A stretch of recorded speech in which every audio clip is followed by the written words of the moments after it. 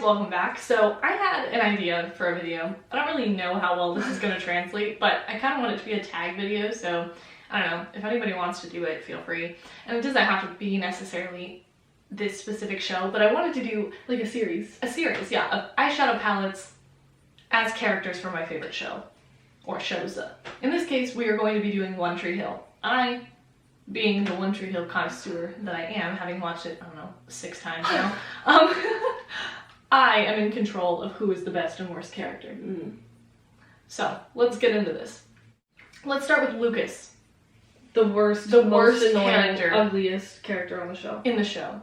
Not only does everybody think of him as just the most glorious person, because he can play basketball and he's blonde, and he's hot, but like, blonde guys are not hot, it's just a fact. Is Joe not blonde? No. I live with him and I know nothing about his He was dating for how long? I thought he was blonde. Is he brunette? It's like dirty blonde, it's like that mid-tone. Luke has like the white blonde kind of hair, like that true blonde. Gotcha. Luke has no character to him. He's the elf bite-sized and cream and sugar. Because, well, he has his angsty emotions here in the depth range. But mainly he's the matte cream. He's the cream. Because he is just the main character for absolutely no goddamn reason. He's the main character because he's poor. Poor. Anyway, on from Luke. Alright, although I like this palette, so we're now in the slightly of the palette. Peyton is arguably worse than Luke, in my humble opinion. I know your mom died. She's the fake, deep, angsty, rich, white teenager. I can't stand her. I listened to Blink-182's song.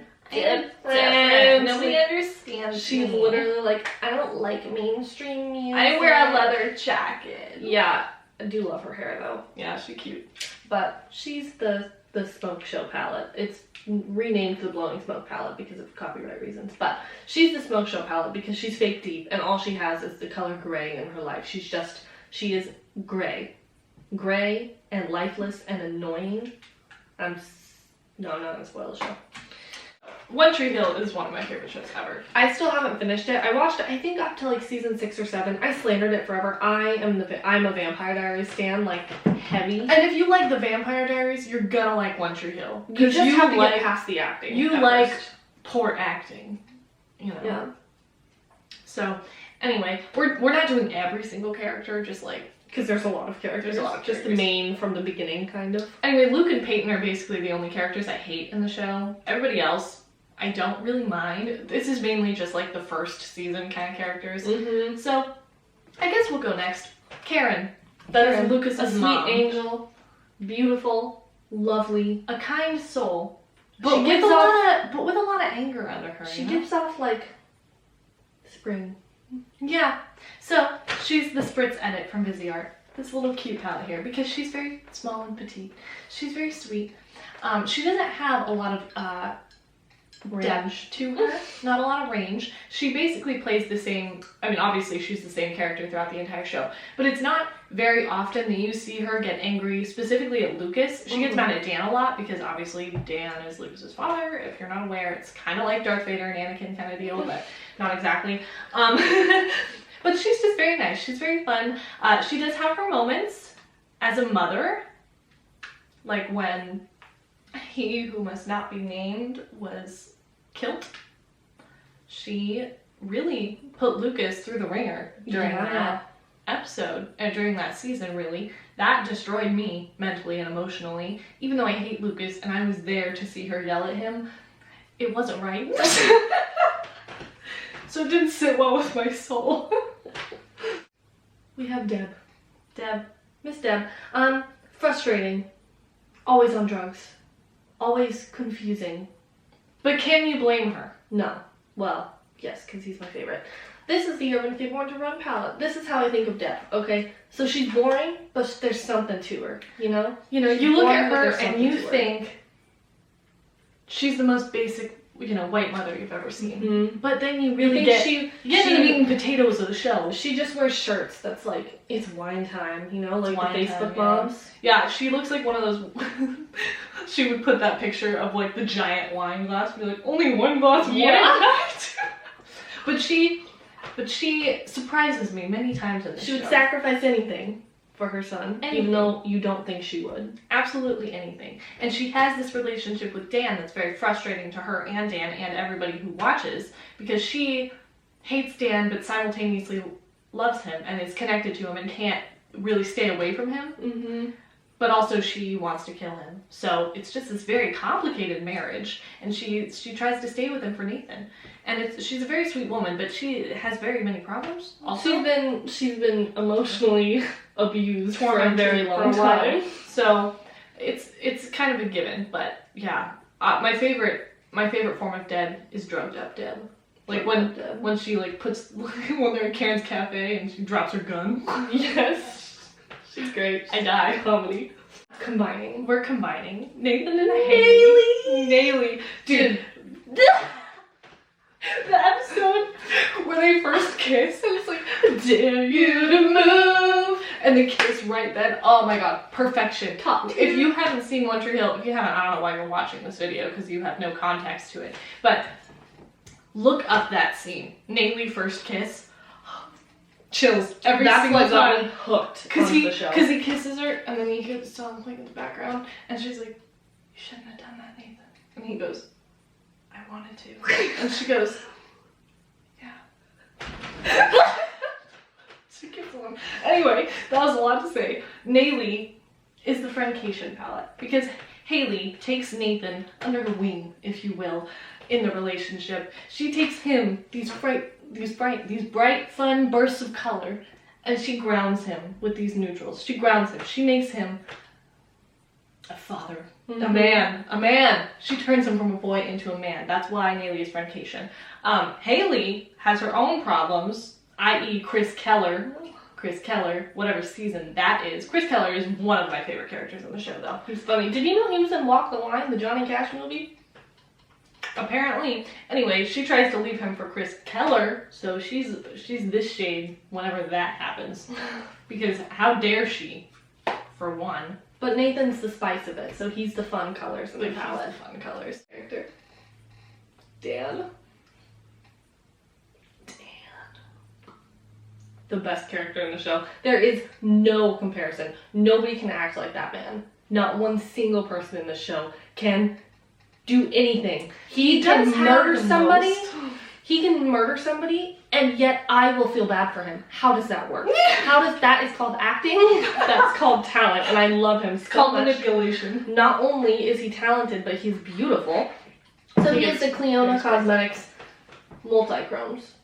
The jeweled multi-chromes. Because he's like a chameleon. He can do whatever. He can say he is pro at manipulating. He is pro. I would have married him. You would have been Deb. Yeah, I would have been Deb. But I'd be dead. There's no question in my mind. He is the best character. Anybody that says otherwise clearly has no taste. There are some characters we don't have a full palette for. For example, Mouth. One of the best characters. They're all one of the best characters in my opinion. Mouth is great. I love Mouth. I love him so much. He does really well with the but I'm a nice guy shtick without making it like too much. Like he doesn't tend to. I'm a nice guy, but like I hate women when they reject me. Yeah, like he just kind of has this really odd feeling of, you know, I'll never not being able to be with the person that he wants to be with, which is Brooke Davis for a lot of the show. You know, he's very in love with Brooke, and rightfully so. Brooke is lovely. I love Brooke. You start off hating Brooke, she becomes one of the best characters. You're like Team Peyton. And then you're a little bit. Very like you start the show and you're like, oh, Luke and Peyton. And then you're like, wait, I hate both of them. Let's move on here. And then it's Naley and Mouth and Brooke. But yeah, anyway, Mouth is the color yellow because he is just my sunshine. He is this colored brain sponge right here. He's useful. He's useful. He has dimension, and he can be molded based on what he's feeling. Because he can rip. But he can rip. He can break. He is fragile sometimes. You know, like where they're what was his name that dated Brooke? The asshole? Yeah.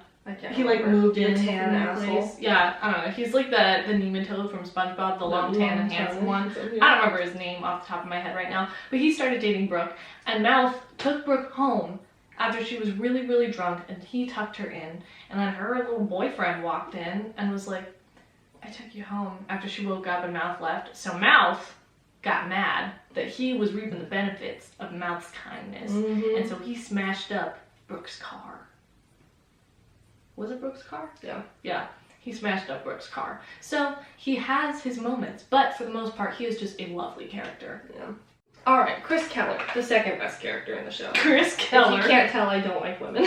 I love that he speaks in third person all the time. He's funny. He's just hilarious. He has so much, like, assholeness with being ugly. It's not even funny. It's charming and off-putting all at the same time. It's very, like, if he's like a siren. Yeah. If you approached me on the street, I wouldn't know how to feel.